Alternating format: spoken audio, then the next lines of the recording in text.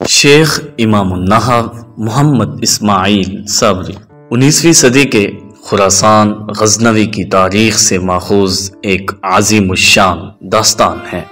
ایمان، انصاف اور محبت کی روشنائی سے لکھی ایک بہادر مرد مجاہد، عالم فاضل بعمل کی کہانی، جس نے اپنی ثابت قدمی اور جرأت سے نہ صرف اپنے قبیلے بلکہ عالم اسلام کا پرچم بلند کیا اور پاک و ایشیا کی تقدیر بدل ڈالی۔ اس خانہ بدوش پٹھان قبیلے کو ایک ایسے وطن کی تلاش تھی کہ جہاں ان کی نسلیں پروان چڑھ سکیں۔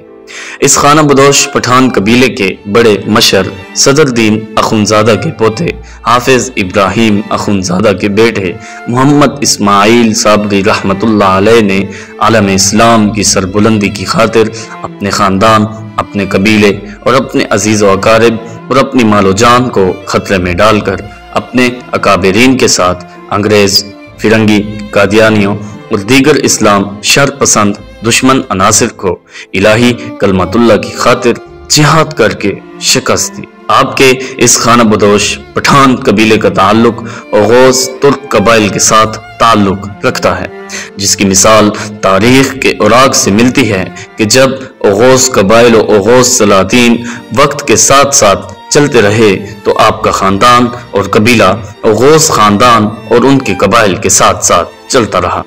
بالآخر آپ کے دادا صدرالدین اخونزادہ تقریباً 18ویں صدی کے آخر میں افغانستان کے علاقہ غزنوی خراسان سے ہجرت کر کے ہندوستان کے علاقہ پنڈ دادن رہائش اختیار کی اور کچھ عرصہ وہاں رہائش پذیر رہے، اور پھر آپ کے دادا صدرالدین اخونزادہ وہاں سے ہجرت کر کے صوبہ خیبر پختونخوا کے علاقہ جنوبی وزیرستان کے گاؤں کلاچی چدرڑ میں قائم مقام ہوئے، جہاں اس مرد مجاہد، عالم فاضل، عالم بعمل، ولی کامل، امام النحو، استاد العلماء، شیخ التفسیر والحدیث، پیر طریقت، رہبر شریعت حضرت مولانا محمد اسماعیل صابری رحمت اللہ علیہ کی پیدائش 25 جون سن 1908 میں ہوئی۔ آپ کے دادا صدرالدین کے 3 بیٹے تھے، محمد دین، احمد دین اور حافظ ابراہیم اخونزادہ، اور آپ حافظ ابراہیم کی آل سے ہیں۔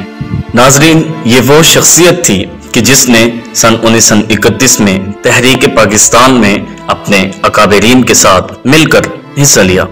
یہ وہ شخصیت تھی کہ جس نے سن 1965 کی جنگ میں حصہ لیا اور پاک فوج کے شانہ بشانہ کھڑے رہے۔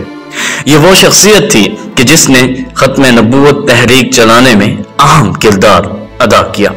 یہ وہ شخصیت تھی کہ جس نے تحریک ریشمی رومال کے لیے بہت سی قربانیاں دی اور تحریک ریشمی رومال کا اہم رکن بنے۔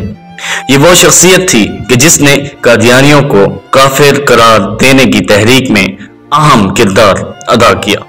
یہ وہ شخصیت تھی کہ جس نے 350 کے قریب افراد پر مشتمل ایک قبیلہ کو مسلمان کیا، اور یہ وہ شخصیت تھی کہ جس نے 13 سال کے عرصہ میں دارالعلوم دیوبند انڈیا کے مدرسہ کے تمام دورہ حدیث شریف طلباء میں سے اول پوزیشن حاصل کی اور آپ کو امام النحو کا لقب ملا۔ یہ وہ شخصیت تھی کہ جس کو شیخ العرب والعجم حضرت مولانا سید حسین احمد بدنی رحمت اللہ علیہ کے کرتا مبارک میں ان کی وصیت کے مطابق کفن دیا گیا۔ آپ کے والد حافظ ابراہیم فارسی کے ماسٹر تھے اور چدرڑ کی مسجد میں امامت کراتے تھے۔ آپ 3 بھائی تھے، اسحاق، عبداللہ اور اسماعیل۔ آپ بچپن ہی سے نہایت ذہین و فطین تھے۔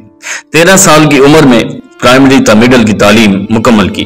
اس زمانہ میں ہائی سکول کہیں دور دراز ایک آدھ تھا، تو اس لیے مڈل کی تعلیم پر اکتفا کیا۔ یہ اس وقت کی بات ہے کہ جب مڈل کی تعلیم ایم اے کا درجہ رکھتی تھی۔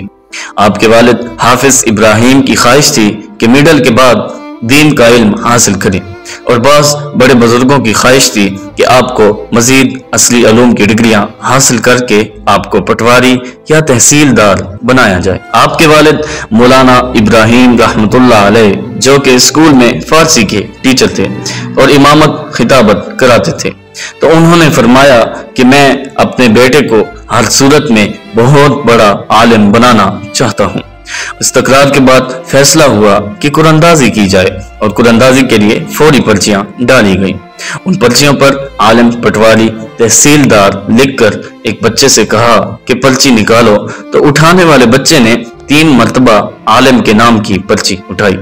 تو اس کے بعد پھر تمام بزرگوں نے اتفاق رائے سے دعا کے ساتھ جھوک عمرہ کے مدرسہ میں داخلہ دلوایا۔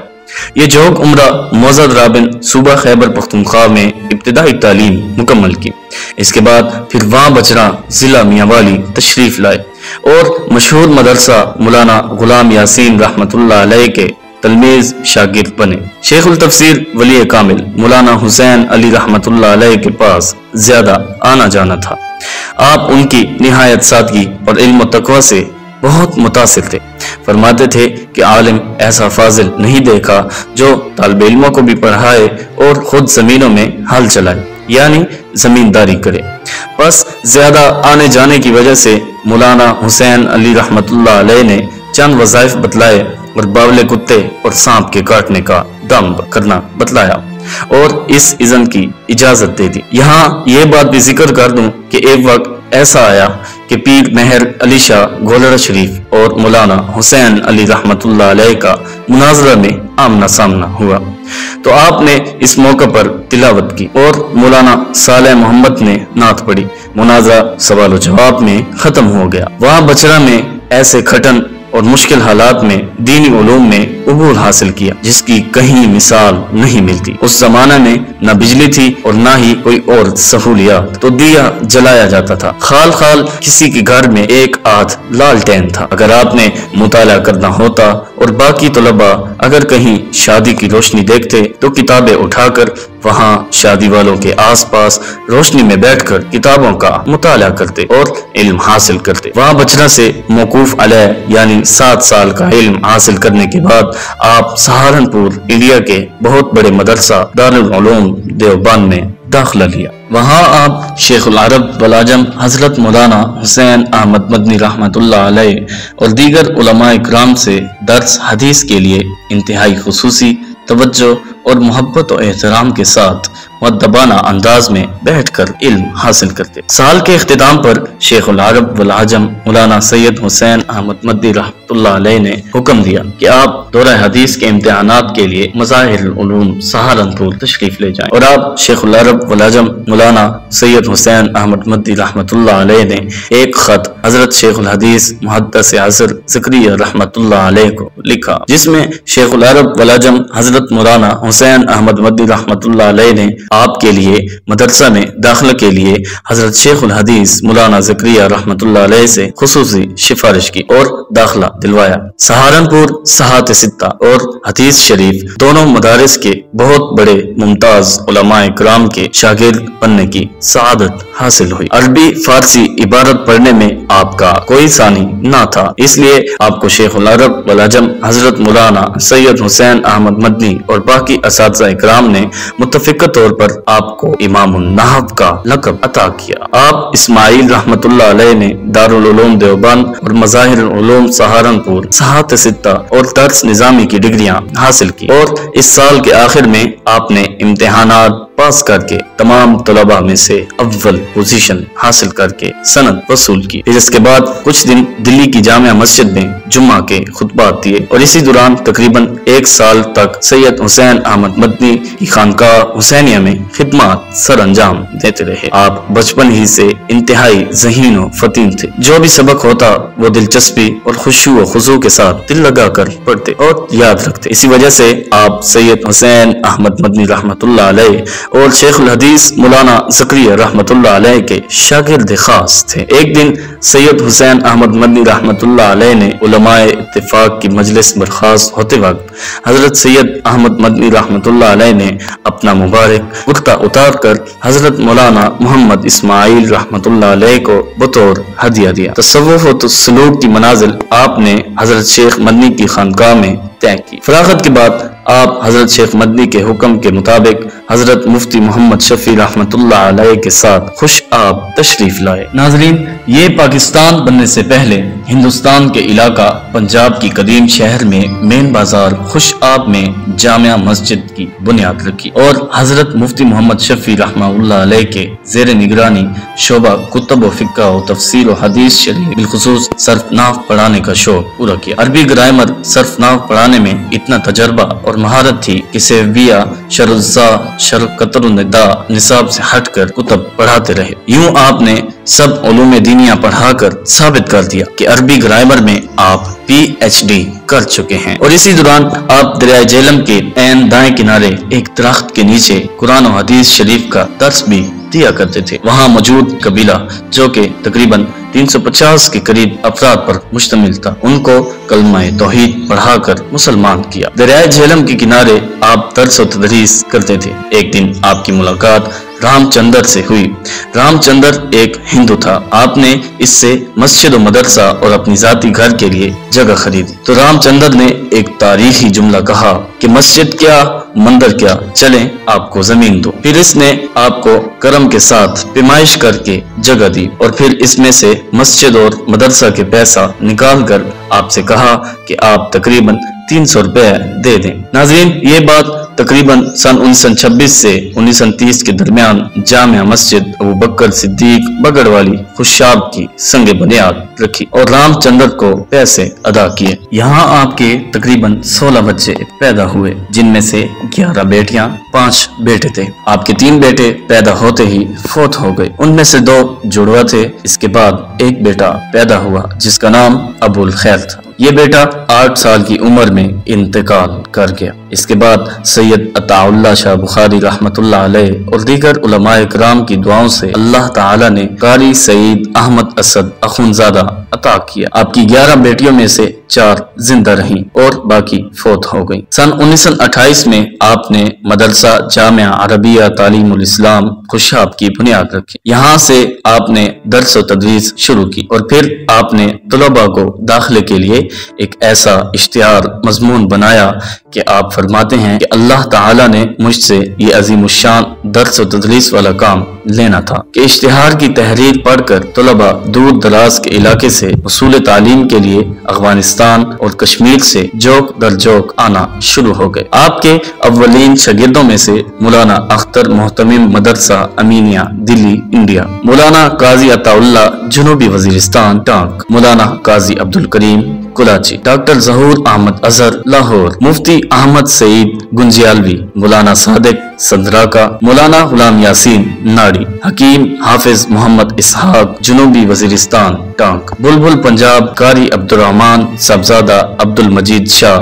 پرنیالہ، ٹیرا اسماعیل خان، مولانا محمد بخش کراچی اور دیگر علماء کرام نے موقوف علیہ تک ان شاگردوں کو اسباق پڑھائے۔ جامعہ عربیہ تعلیم الاسلام خوشاب حاضہ نے سینکڑوں ممتاز علماء کرام پیدا کیے جو اندرون اور بیرون ملک میں دینی خدمات سر انجام دیتے رہے۔ حضرت مفتی احمد سعید مرحوم پر اتنی محنت کی کہ بقول مفتی احمد سعید کے والد مفتی محمد شفیع کہنے لگے کہ حضرت شیخ امام النہب نے میرے بیٹے کو اتنی محنت اور کاوش سے پڑھایا کہ میرا بیٹا مفتی احمد سعید مجھ سے آگے نکل گیا اور بہت بڑا عالم اور فاضل اور محدث بن گیا۔ ناظرین، اس کے بعد آپ نے تحریکوں میں حصہ لینا شروع کر دیا۔ آپ امام النہب نے تحریکوں کا مرکز خاکسار تحریک جو کہ علامہ مشرقی نے چلائی۔ سن 1935 میں خاکسار تحریک کے بانی علامہ مشرقی تحریر کردہ کتاب مولوی کا غلط مذہب کے جواب میں کتابچہ تحریر کیا اور اس تحریک بیلچہ والوں کے خلاف بڑے بڑے مظاہرے کیے، یہاں تک کہ خاکسار تحریک دم توڑ گئی۔ تحریک ریشمی رومال یا جنگ آزادی، یہ پاکستان بننے سے پہلے یہاں پاک و ہند پر انگریز فرنگی کا دور تھا، جس میں 56,000 کے قریب علماء کرام کو انتہائی بے دردی سے شہید کیا گیا، اور اس تحریک کے مین مرکزی کردار ابو الکلام آزاد، سید حسین احمد مدنی، سید عطا اللہ شاہ بخاری اور آپ رحمت اللہ علیہ نے اہم کردار ادا کیا۔ آپ رازدانی مدنی تھے۔ آپ کو حکم ہوا کہ سید حسین احمد مدنی رحمت اللہ علیہ کے پیغامات باقی علماء اکرام تک پہنچائیں اور اس تحریک کو آگے بڑھا کر چلائیں۔ یوں آپ نے ہندوستان کا چپا چپا، گلی گلی، کوچا کوچا باقی علماء اکرام تک تحریک کے پیغامات پہنچائے۔ اکثر آپ ریل گاڑی وغیرہ پر سفر کرتے اور بھیس بدل بدل کر ہاتھ میں ڈنڈا، لمبا کرتا، سر پر ٹوپی اور اللہ ملنگ بابا کے بھیس میں یہ مشکل کام سر انجام دیتے۔ تحریک ختم نبوت سن 1953 میں آپ نے بھرپور حصہ لیا۔ امیر شریعت سید عطا اللہ شاہ بخاری رحمت اللہ علیہ کے دستراز رہے۔ اتنے پرزور احتجاج اور مظاہرے کیے کہ آپ کا جلوس جب تھانہ خوشاب سے گزرتا تو پولیس تھانہ کے دروازے بند کر کے تھانہ میں موجود رہتی اور جلوس کا سامنا نہ کرتی۔ آپ کے صاحبزادے قاری سعید احمد اسد اخونزادہ کے دور میں آج سے کچھ عرصہ پہلے عبد المجید عوان ٹرانسپورٹر کے بھائی کی وفات پر فاتح خانی کے لیے حضرت شیخ امام النہب کے صاحبزادے گوشہ جگر حضرت مولانا قاری سعید احمد اسد اخونزادہ تشریف لے گئے تو وہاں پر ایک عمر رسیدہ ریٹائرڈ ایس پی جس کے ہاتھ بڑھاپے اور کمزوری سے کانپ رہے تھے، اس نے سوال کیا کہ یہ بندہ جو فاتح خانی کے لیے آیا ہے یہ کون ہے؟ تو حاجی عبد المجید نے حضرت شیخ امام النہب کے صاحبزادے قاری سعید احمد اسد اخونزادہ کا تعارف کرایا۔ ان کے والد حضرت شیخ امام النہب مولانا محمد اسماعیل رحمت اللہ علیہ تھے۔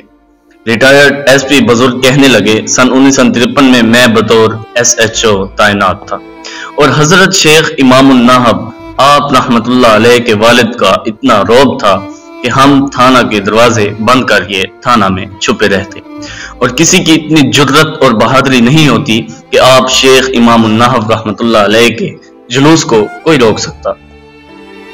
آپ حضرت شیخ امام النہب تحریک ختم نبوت میں 109 مجاہدین ختم نبوت کے ساتھ ملتان جیل میں تقریباً 9 ماہ پابند سلاسل رہے۔